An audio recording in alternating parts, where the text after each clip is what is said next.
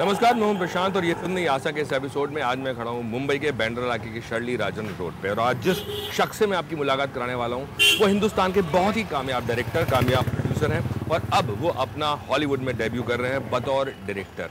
कौन है ये, आइए जानते हैं। Good morning. Morning. Hi hi hi, how are you? Come Prashant, come से। Thank you. सो सबसे पहले तो मुबारकबाद आपको, धन्यवाद। ब्रोकन हॉर्सेस के हाँ, लिए बिल्कुल, अच्छे रिव्यूज मिल रहे हैं। हाँ, बट जब मैं आ रहा था तो मेरे दिमाग में एक ही सवाल चल रहा था। बोलिए। कि एक कामयाब डायरेक्टर, कामयाब प्रोड्यूसर, कामयाब राइटर, इतने सारे नेशनल अवार्ड्स और इतने बाकी अवार्ड्स लेने के बाद हॉलीवुड में डेब्यू करने का क्या सूझा? पागलपन है एक्चुअली, इसको आप और कुछ कह ही नहीं सकते जी। क्योंकि 3 इडियट्स के बाद घर बार छोड़ के 5 साल के लिए जाना और वहाँ भी मैक्सिको के डेजर्ट में रहना और 1 साल actually just travelling on the border town, it doesn't make sense. मतलब 3 इडियट्स के बाद I should have made 4 idiots जैसे आजकल बनता है, 5, 6, 7, 8, 9।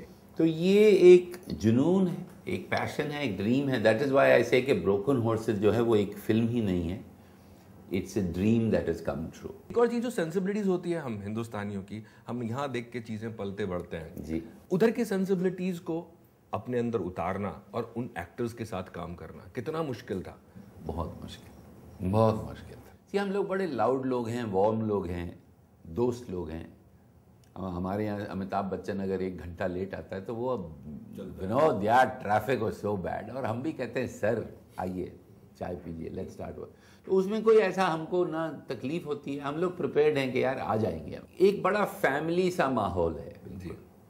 तो मतलब हम लोग वार्म बहुत हैं, एफिशिएंसी हमारी बहुत जीरो है। वहाँ वो सब नहीं है लेकिन एफिशिएंसी बहुत ज़्यादा है। अभी मैं न्यूयॉर्क से आया हूँ, मेरी स्क्रीनिंग हुई, वहाँ इंटरव्यूज़ हुए जी। तो आप यकीन मानिए 20-20 इंटरव्यूज़ दिन में, बिल्कुल वो 12 बजे आते हैं, एक वो रिकॉर्डर चालू होता है और वो एक आदमी वहाँ बैठता है, कहता है speeding your time starts now. तो 4 minutes is like it can't be 4 minutes and 15 seconds. अब अगर मैं आपसे कहूँ कि आपसे मैं 4 मिनट बात करूँ तो बहुत रूड लगेगा, यार ये विनोद चोपड़ा अपने आप को समझता क्या यार, मेरे को बोला 4 मिनट बात करेगा। तो हमारा कल्चर बहुत अलग है। आपको क्या मशक्कत करनी पड़ी लोगों को कास्ट करने में या वहाँ की टीम जुटाने में या लोगों को कन्विंस करने में कि आप एक हॉलीवुड फिल्म बना सकते हैं? देखिए, जो सबसे बड़ी बात है हॉलीवुड में, वहाँ टैलेंट की बहुत कदर है। तो जो सबसे ज़रूरी बात हुई कि हमने फिल्म की स्क्रिप्ट लिखी, ब्रोकन हॉर्सेस लिखी गई, और जिन लोगों ने वो कहानी पढ़ी उन लोगों ने उस कहानी की बहुत तारीफ करी। इसमें जो सबसे मुश्किल रहा वो कहानी लिखना रहा जी। 5 साल इस कहानी बने, इस फिल्म को बनाने में, तो 4 साल तक तो हम कहानी लिख रहे थे। The shooting was done in 33 days flat. 1 साल तक तो सिर्फ मैं ट्रैवल करता रहा ताकि मैं वहाँ की मिट्टी की जो खुशबू है उसको मैं सूंघ सकूँ और समझ सकूँ कि यहाँ मिट्टी की ये खुशबू है। तो ये बात मैं आपको क्लियरली बताता हूँ कि जब फिल्म ख़त्म होगी और आप विनोद चोपड़ा का नाम देखेंगे तब आपको पता चलेगा कि अरे ये तो देसी आदमी ने फिल्म बनाई है यार। वो बिल्कुल विदेशी फिल्म है। इस इन मकाम पे पहुंचने के बाद आपको आज की डेट में कोई स्ट्रगल लगती है?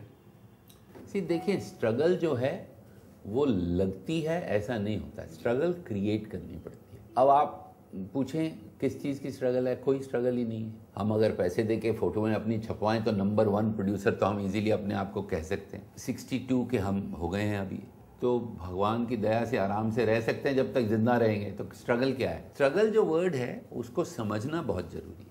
अब ब्रोकन हॉर्सेस 3 इडियट्स के बाद बनाना, $20 मिलियन खर्च हुए हैं, सस्ती फिल्म नहीं है।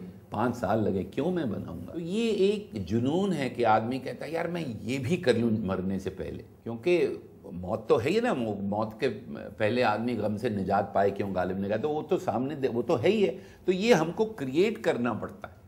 तो आप बोलें स्ट्रगल, तो मैं समझता हूँ बहुत स्ट्रगल है। मैं अभी बैठ के सोच रहा हूँ कि अभी ये नेक्स्ट जो मैं बनाऊंगा उसमें ऐसा मैं क्या करूं जो मैंने आज तक नहीं किया। मैं ये तो कभी सोचता ही नहीं हूँ कि यार मैं उससे बेहतर फिल्म बनाऊंगा।